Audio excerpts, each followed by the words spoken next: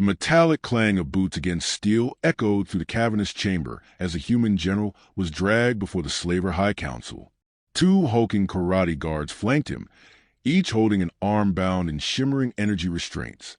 The general's uniform was torn, the black and red of Earth's Defense Command stained with soot and blood, but his back remained straight, eyes level. He did not look at the grotesque audience seated along the curved amphitheater of the alien hall. He looked only at the creature on the throne, Lord Exwell, Supreme Warden of the Slaver Coalition, reclined atop a dais draped in the tan hides of conquered species. He was a spindly being, spider-like, with too many eyes and a grin that seemed incapable of kindness. One clawed appendage idly stirred a goblet of something blue and steaming. "So," Exwell hissed, voice slithering across the room like a knife through silk. "This is the fierce human general who turned back our fleets at Vega 9? This little primate with defiant eyes?" The laughter that followed was a cacophony of clicking mandibles, screeching lungs and guttural snarls, an orchestra of contempt. Dozens of alien warlords lounged in their obsidian chairs, watching the spectacle with amusement. Behind them, holographic banners floated proudly, symbols of the empires built on chains and suffering. The general didn't answer. His face was battered, one eye nearly swollen shut, but the other stared with calm fury. "You fought well," Exwell continued, rising, "but the outcome was inevitable. Your colonies fall one by one. Your people beg for mercy in languages we do not bother to translate. And now, their mighty defenders stand before us, broken. Still nothing. Silence had weight here. The general knew it." Exwell leaned forward, his voice turning cruel. "You humans burn bright. So did the relics. The Yautiae. All bright things extinguished quickly." A low chuckle rose from the gallery. One of the Xanthic lords, a reptilian beast with ornamental bones drilled through its frills, snorted. "Maybe they burn well. A new fuel source, perhaps." More laughter. The general's lips twitched slightly. Not a smile, more calculation. He raised his head fully, muscles protesting, blood dripping from his temple. "I've seen your kind before," he said, voice hoarse but steady. "Empires fat with stolen glory, eager to chain what you fear, proud because no one's ever made you bleed." That quieted the room, just slightly. Exwell grin sharpened. "And what will you do, little general? Bleed on us until we drown?" A flicker of something passed through the general's good eye. Not fear, not desperation. Conviction. "You think you won because I'm here in chains," he said. "You think this ends with me. But I'm not the beginning of your victory. I'm the end of your peace." Exwell laughed again, but slower now. "And why is that?" The general lifted his chin and even bound, his presence expanded, like a storm gathering on a dead horizon. "Because you didn't take a prisoner today," he said. "You declared a war you're not ready for." Murmurs swept through the chamber. The air grew tense, as if some unspoken energy had entered the room. Exwell narrowed his many eyes. "Your species is fractured, your fleet scattered. What war do you think you can wage now?" The general's voice was quiet, but every syllable struck like iron. "The kind that doesn't stop. You enslave. We remember. You dominate. We adapt. You laugh now. But in the dark, in the places you think are yours, we're already there, already moving." Exwell stepped down from the dais, slower now. "Is that a threat, human?" "It's a promise," the general said. "You want war? We'll give you war." The chamber held its breath. Somewhere, a blade dropped from a guard's hand, clattering against the floor. A signal tone chimed faintly from the throne, an alert ignored in the tension. Then another. The council stirred. Something was wrong. From the edge of the dais, a holographic screen blinked to life of its own accord, displaying garbled transmissions, static breaking into panic alien tongues. "Emergency! Sector 12 breached. Slave Battalion uprising. External signal traced to..." The screen flickered and cut to black. The general smiled. Not big, not wide, just enough to show a little blood on his teeth. Exwell turned slowly, his voice low and sharp. "What have you done?" "I've done nothing," the general said. You did this. You made this moment. You handed us unity when you took our freedom. You gave us clarity when you broke our families. You gave us one reason to fight. The karate guards moved toward him, but hesitated. The air felt volatile. A quiet terror slipped into the room, not from the general, but from what he represented. You think we're alone, he whispered. That's your mistake. We are Legion. We are Fury. And we are coming. The lights dimmed.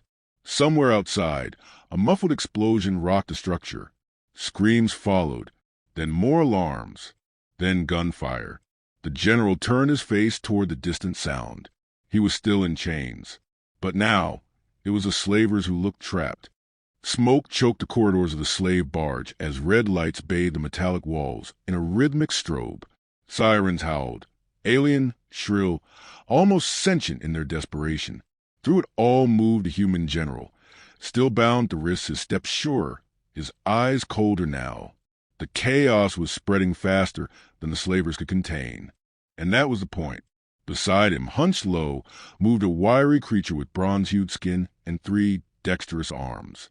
Keth, a former cybernetic engineer of the now-extinct Alvani, had survived 8 years in the engine decks, fixing the very systems that held him prisoner.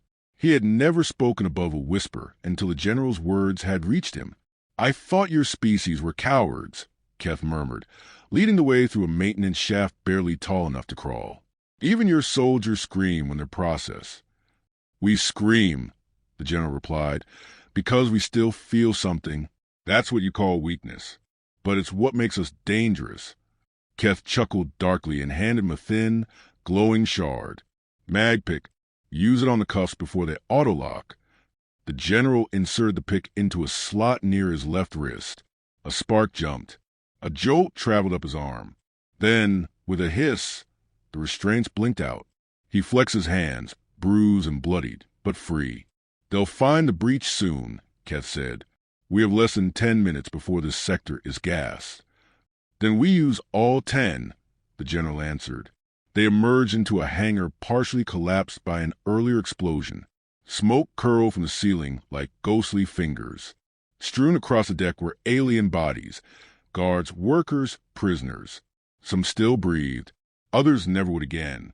A group of freed humans crouched behind an overturned supply cart, one of them waving frantically.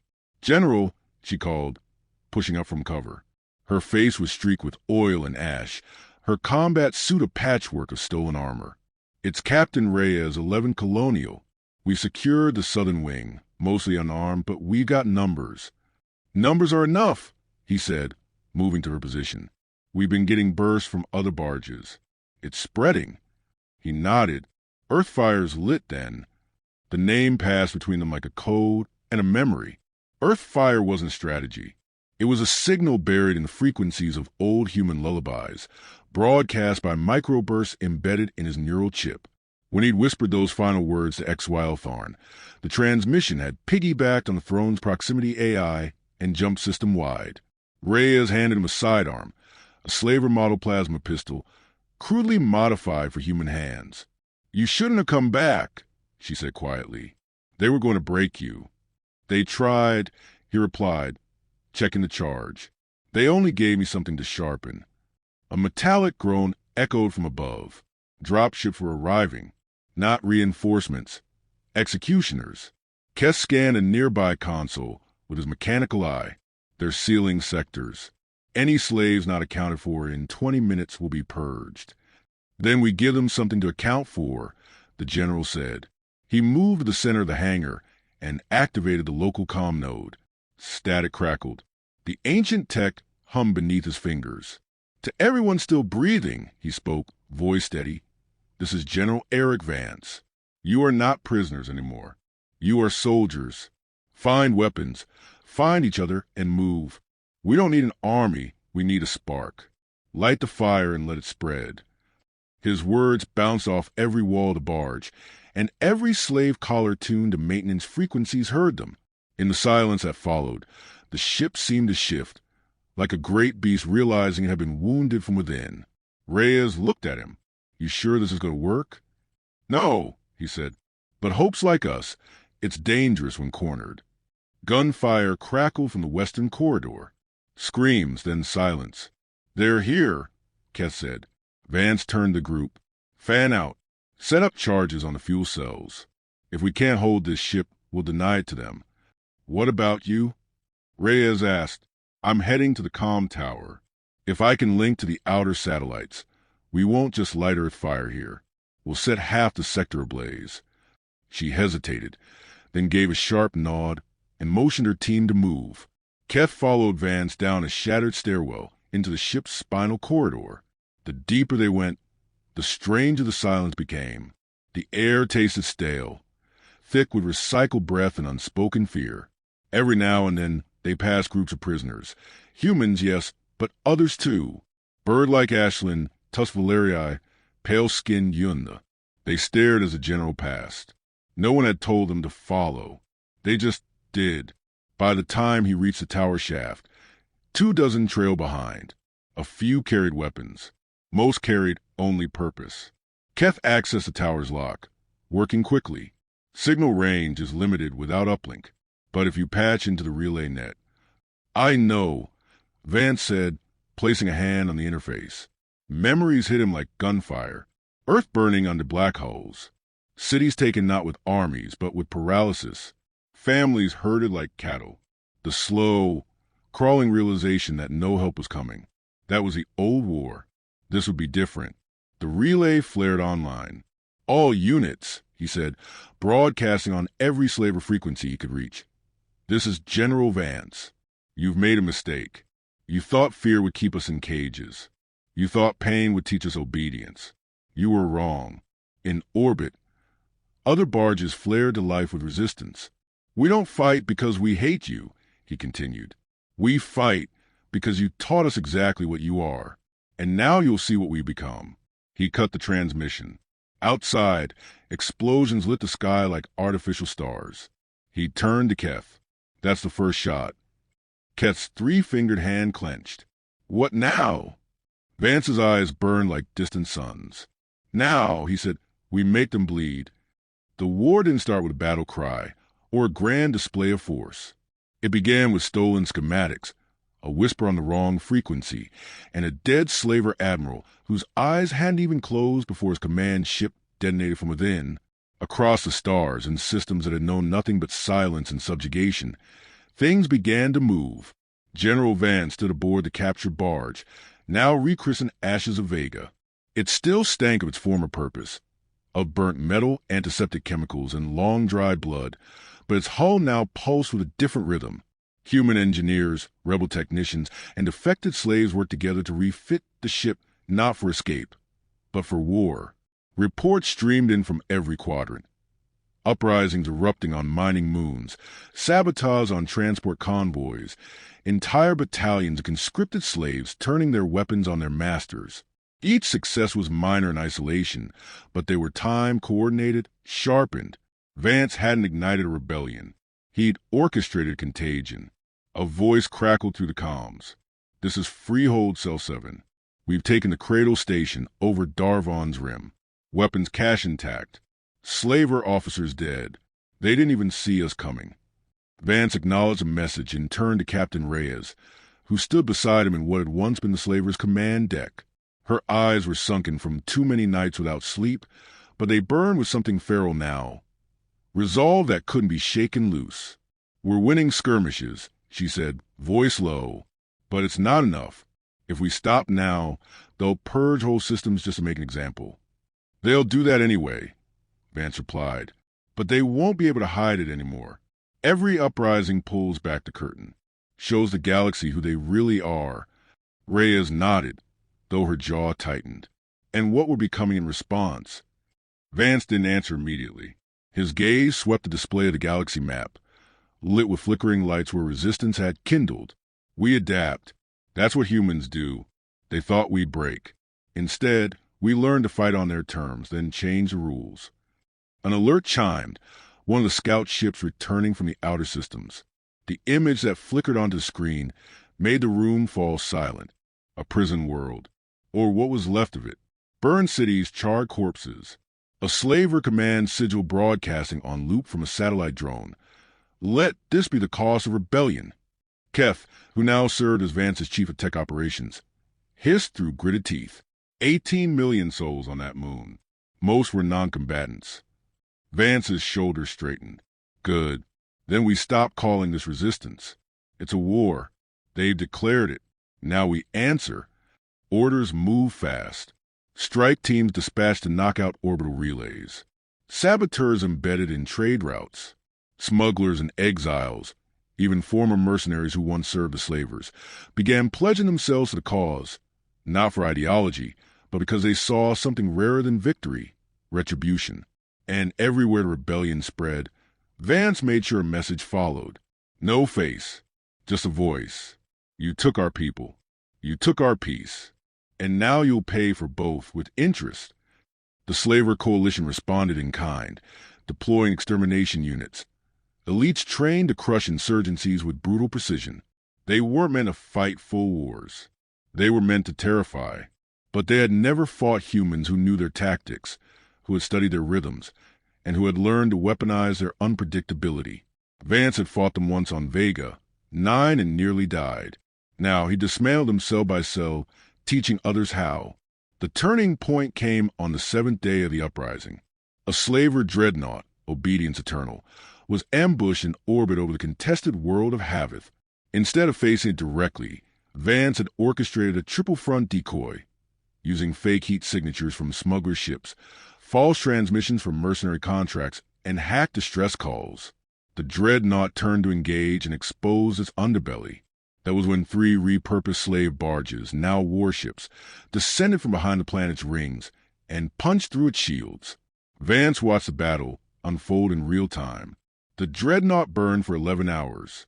It was the first time a slaver coalition capital ship had fallen in recorded history. Reyes turned to him, smiling for the first time in days. They're scared. They should be, he said. They taught us fear. We've simply returned the lesson. But victories bred new risks. In the vacuum left by crumbling authority, chaos moved quickly. Independent factions rose, some seeking vengeance, others power. Vance faced a new challenge, unifying the fire he'd spread before it consumed itself. He broadcast again. This war isn't for chaos. It's not for revenge alone. It's for ending the systems that allowed it. We're not just tearing down the old. We're building something new, something none of you have ever seen before. A galaxy where the strong protect, not enslave. And if that means burning the past to ashes, so be it. In secret, Reyes approached him that night. Her voice was quieter than usual. Do you think we're becoming what they feared? Something worse. Vance looked at her for a long time, then spoke without flinching. They feared we'd wake up, that we'd see the truth and stop begging for mercy, that we'd fight like we meant to win, not just survive. That's not worse. That's justice. A soft chime interrupted. Kess stood in the doorway, holding a data slate. They've sent a signal, he said. The slavers. A counterstroke. Where? Vance asked. Keth hesitated, then handed over the slate. They're deploying a Titan. Old tech, forbidden by their own treaty. Planet killer class. Vance read the data. 1 target. Earth. He exhaled, slowly. Reyes stepped forward, fists clenched. We stop it. No, Vance said, eyes narrowing. We end it. He tapped the console, his voice calm, controlled. Ready the fleet. We're going home. Earth hung like a scarred jewel in the void, its oceans darkened by orbital shadows, an atmosphere bruised from decades of industrial warfare. For centuries, it had been the cradle of human civilization, and for the last 20 years, it had been a hushed prayer whispered in bunkers and slave pens, a memory, a myth, a promise. Now, the slaver coalition meant to erase it altogether. The Titan-class war engine emerged from hyperspace with the arrogance of a god, vast beyond comprehension. It didn't so much arrive as eclipse. Over 50 kilometers long, its armor pulsed with an iridescent hum, every surface bristling with ion lances, void disruptors, and gravity spears. At its heart spun the annihilation core, capable of reducing a continent to vapor in a single breath. But it wasn't alone. Waiting in the shadow of Jupiter's storm-racked moon was a fleet unlike anything the galaxy had seen. Repurposed slave haulers turned into dreadnoughts, pirate corvettes bearing rebel sigils, station platforms outfitted with planetary shields. Humanity hadn't brought a formal navy. It had brought everyone who had something left to lose, and more importantly, everything left to fight for. On the bridge of the Ashes of Vega, General Eric Vance stood at the edge of the viewport, watching the stars burn with the reflection of the oncoming giant. Behind him, Reyes coordinated fleet dispersal across scattered firewalls, flanked by Keth and a cadre of alien tacticians once branded unfit for leadership by their former masters. The Titans projecting wide field suppression across 100,000 clicks, Keth said. They're expecting brute resistance. Then we'll give them misdirection instead, Vance replied. Hit fast, hit thin. Keep them reacting, not thinking. Reyes keyed into the command channel, her voice slicing across the void. All wings, execute Shadowburst protocol. Flank groups, disrupt their sensor lattice. Core strike teams, follow the general. The fleet moved like a thunderstorm split into 1,000 daggers. Fighter wings darted through Titan shield gaps, releasing chaff bursts that masked larger vessels. 2 frigates sacrificed themselves to punch a narrow corridor into the main hull. Through that wound, the Ashes of Vega descended, engines screaming. Inside, boarding crews surged through blown-out hatches and shattered corridors. Vance led from the front, plasma rifle in hand, flanked by Reyes and a team of ex-slave operatives who had trained for this exact mission. They had 30 minutes before the Annihilation Core reached charge stability. Alien defenders surged from every corridor. Steel-armored giants with pulse halberds, synthetic flesh beasts programmed to seek heat and heartbeats. The fighting was brutal, intimate. Bones cracked. Screams echoed. Steel hissed with blood. But the rebels didn't slow. They couldn't. As they neared the core, a deep tremor rolled through the ship. Keth's voice cracked over the comm. Structural shields just came online. The Titan sealing itself. Vance didn't pause. We're already inside. The core chamber was vast, cathedral-like, black metal shot through with red light, humming with the slow, steady rhythm of planetary death. At its center rose the Annihilation Spire, ringed by a matrix of controls and quantum stabilizers. A single console pulsed at its base.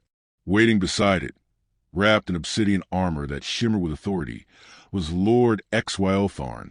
His voice was calm. Too calm. I warned the Council about you, General. Said you weren't a soldier. Said you were something worse. I'm what you made me, Vance replied, raising his rifle. And I'm here to end you. You brought a rebellion, Xyltharn sneered, and mistook it for a revolution. We have crushed thousands before you. But you didn't break us, Reyes said, stepping beside Vance. And you won't outlive this. Xyltharn raised a gauntlet, and the chamber erupted in chaos. Automated defense turrets slid from the walls. Null fields pulsed life, disabling plasma charges. Kinetic shrapnel filled the air. Reyes dove for cover, dragging a bleeding comrade behind a barrier. Vance pushed forward, vaulting a collapsed strut and firing into the heart of the maelstrom. He reached the console, only to find the final activation sequence had already begun. You're too late, Xyltharn hissed, advancing like a shadow. Your world will be ashes before your fleet even notices. Vance, breathing hard, blood matting his hair, looked at the countdown. 3:47. He smiled. You think we came here to stop the countdown? Xyltharn hesitated. Behind him, Ket's voice echoed over the speaker. No fear, only conviction. We came here to rewrite it. From orbit, a new signal pulsed from the Ashes of Vega. It wasn't a weapon, it was a virus, one that Keth had been building for weeks, buried in stolen coalition code, dormant until activated from within the Titan itself. The countdown paused, flickered, reversed. What have you? Xyltharn began, but Vance was already moving. They collided in a fury of motion, armor cracking under fists, blades drawn. The general moved like someone with nothing left to lose. Like every strike carried the ghosts of those who couldn't make it here. With a final blow, he drove Xyltharn back against the control panel. Sparks flared. The warlord slumped, bleeding from too many places to matter. All units, Van said into his mic, gasping. The Titan is compromised. Core breach in progress. Evacuate. Now. But what about you? Reyes demanded. Vance looked at the control display. The countdown had restarted, this time toward overload. There wouldn't be a second chance. We finished what we started, he said, and shut off the channel. When the Titan exploded, it wasn't a single flash of light, but a slow, consuming bloom, like a wound in reality being stitched shut by fire. Its fragments became falling stars above Earth's stratosphere.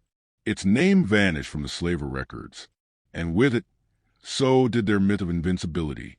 Hours later, in the shadow of Earth's dawn, the remaining rebel fleet orbited in silence.